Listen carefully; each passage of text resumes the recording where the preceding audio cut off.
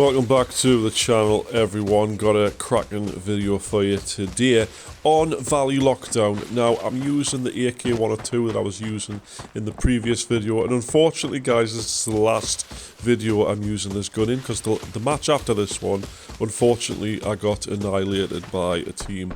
I killed like 2 out of 3 of them, I think, but the last guy got the jump on us while I was reloading. Now, originally, I'd planned to sort of sit here for a bit, because this is a really good spot, especially if people come from the right-hand side. You'll know in the last video, I spawned in the bad spot. Now, this is one of the places where it's good to have an overview of that bad spot. But I don't like running straight to the cliff because people expect that. So I figured I'll wait here and pretend nobody's here. Someone might wander across. They had a little sort of exchange with each other, as you can hear now. I think they're just shooting at the bots and stuff like that, but nobody actually came over here.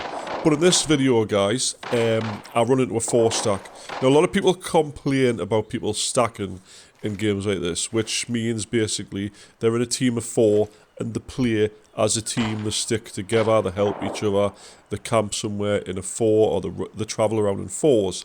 Now, I think it's a really big sort of complaint of people who play solo to complain about people who play as a squad in a squad-based game. But I play solo just because I prefer it. I find it easier to sort of rat around on my own as opposed to having a teammate close to you. It's easier to hide when you're on your own. But we're going to have a look at exactly how I handled the scenario and how I managed it. So please do leave a like down below and make sure you do subscribe to the channel. We're going to scoot forward towards where this engagement happens. So needless to say, the people on the right-hand side didn't push over at the radio station, didn't get any shots off at them or anything like that. They obviously went the northern way towards like the farmlands and small factory and the other side of the map. So eventually I just decided to move. Now I tend to go from cover to cover. You saw us waiting there on the beach corner for me stamina to come back so I can run across here a bit more easily. Now I'm popping a painkiller here just in case, because I'm about to run across the road.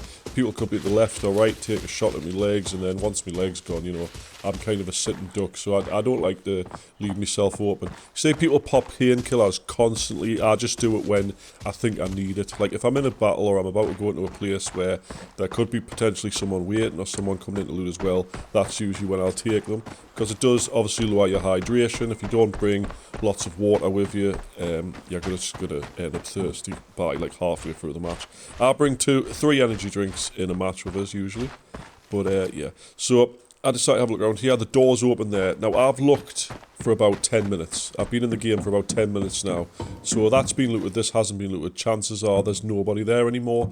But I do wait around a little bit just to make sure there's nobody in that cabin that might push over here, loot the rest of our V camp or whatever, because I don't want to get caught out. So that's why I'm sort of waiting in this RV again, like I did in the last video, just to make sure nobody's there. Thankfully though, there's actually nobody there. I just have a little bit of loot here, and then I'm going to move on to the next area. I remember on previous versions of, or at least the previous version of Valley, this used to be absolutely packed with players all the time on the cliffs. I'm glad they changed it now. But we're coming up towards Doss's house, and there's actually a 4-stack up this ramp that I don't realise until I get a bit closer. Now I'm going to let this first little engagement play out, guys. I do get the sort of the jump on these guys. What they could have done is, though, they could have went from my face, because like I say, I've stopped using face shields. I find that I'll just get one tap regardless if someone goes for my face, and it seems like a waste of 6,000 coin to buy one every time. But yeah, he didn't do that. He went for me legs, I think, and I don't know what ammo he was using, but it didn't work.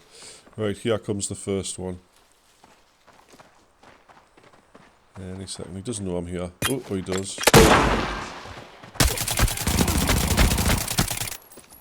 I don't know how I took that guy down there. I don't know if he just missed all his shots, he might have panicked or what. But that's the next one. He's down as well. Right, I'm nearly dead here. I'm going to lob a grenade to stop him pushing, and I'm going to push back. Now, I bring green syringes. The big one, this one, heals you very, very quickly. It's good for times like this when you need to watch an angle and heal at the same time.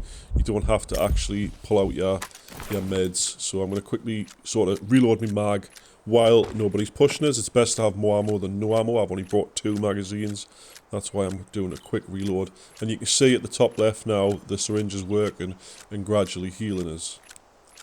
Now, it's not pushing, so I'm going to assume either there must be another one, like a 3rd member or a 4th member, that are probably reviving them. Now I'm going to get a position here because you can push round from that direction, the one I'm looking now. You can go all the way around from where they were and push from that direction. You can also obviously push the way I just came, so I'm going to watch both directions at the same time. Popping another painkiller just so I'm not going every 2 minutes.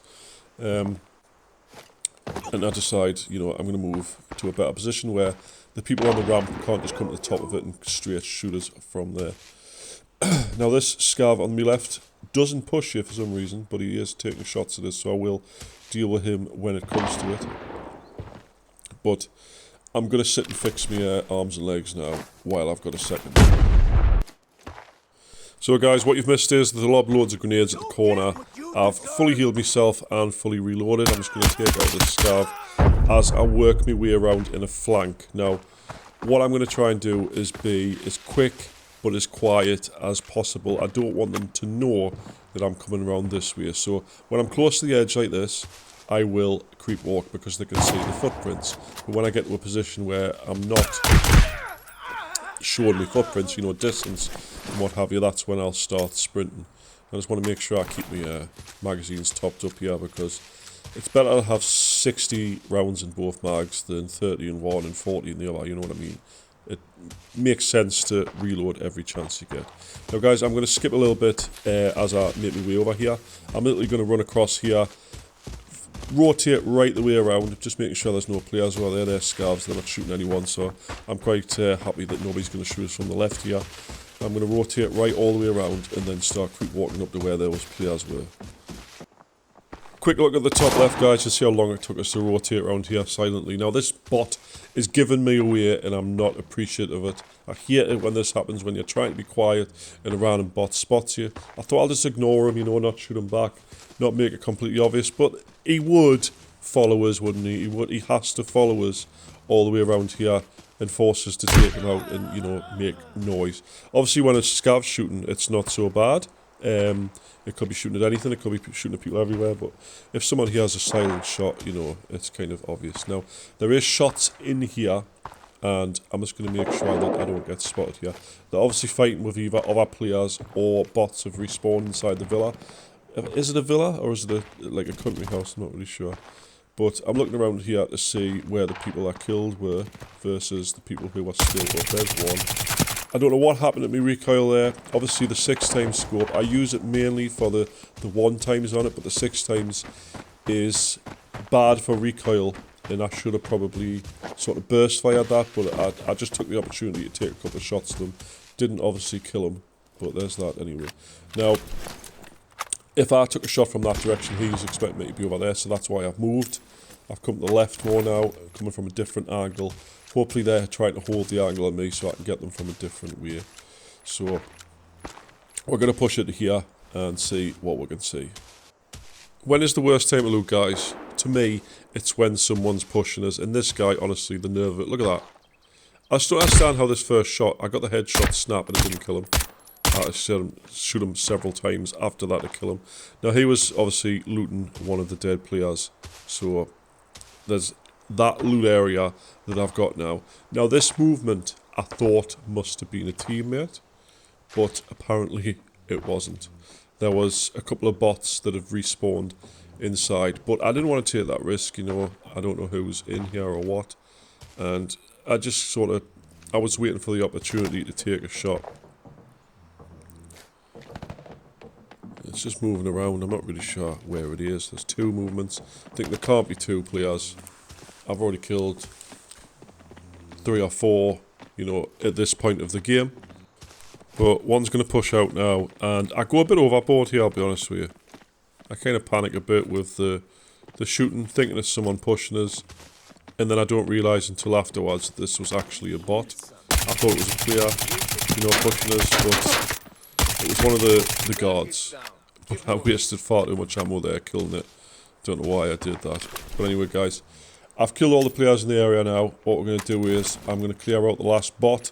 I'm going to have a quick look around the area and then I'm going to go loot.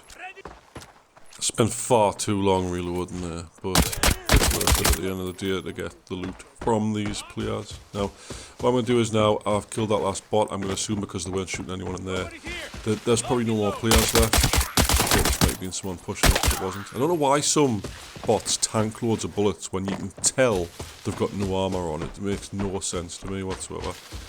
But yes, I thought these were players, like I say, originally, and then when I got closer to them, I was like, no, they're not. They're not players. They look like players, which is stupid, I think. They look like players because of what they've got on, but they're not. They're just bots with player outfits on. Obviously, the faction bots and stuff like that, they have the outfit on that you would get from the rank rewards or the battle pass, one of the two. I think it was the rank rewards, but yeah. So, I'm going to try my best to loot this guy as fast as possible. Now, them two people are knocked. The dead bodies weren't on the top of the ramp there, which I thought that's where they would be, if anything. Now, I'm just going to quickly take off the expensive parts of this, the ammo and stuff like that. I'll take his tier 5 chest as well, because that I can repair and use myself in another game. Take this mag out there, see what he's got in it. BPZ is not very good ammo, but I will take it because you can sell it. I'll obviously take the pistol as well. Now, I don't like putting a main hand weapon in my second slot if it's not going to be worth using, so I'm not taking the M110 or anything like that. But this guy's got quite a bit of ammo that I'm going to take off him. I'm going to acquire it for my needs, and I'm going to take his chest rig as well, because obviously I use these ones, they're quite expensive. Just drop everything I don't need or won't sell for very much. I don't really need stuff that's not going to sell. Now, originally, guys, I said in this video I killed a 4 stack because I thought at this point in time there was 2 bodies. I thought I'd knocked the same 2 people and they had self-revives or something and got themselves back up, because I was thinking, well, there's only 2 people here, where's the other 2? I thought it was a full team. And I don't notice till the loot screen, or the end screen, that there was actually 4 of them. But I didn't look around enough to find the other 2 bodies, so I missed out on a bit of loot here, but I got a lot of rank points, so there's that. Anyway, guys, I hope you have enjoyed this video. I'm going to skip ahead to the extract. I'm going to show you the loot I've managed to gather from this, and the kill list, obviously. I pretty much came to the extract pretty much unbothered. Nobody really shot us. There was a couple of bots here, there and everywhere, but that was about it. Nothing exciting. It was just me running for 10 minutes to get the extraction. Now, 363k is not bad going for it, especially considering I didn't find 2 of their bodies. Like I say, it was a 4 stack of people, but the other 2, at least the first 2 that are knocked, must have crawled into somewhere or a bush or something where I couldn't see them, hoping that I won't get their stuff. Obviously it worked. I don't know where they were. I didn't look around long enough. I was already full.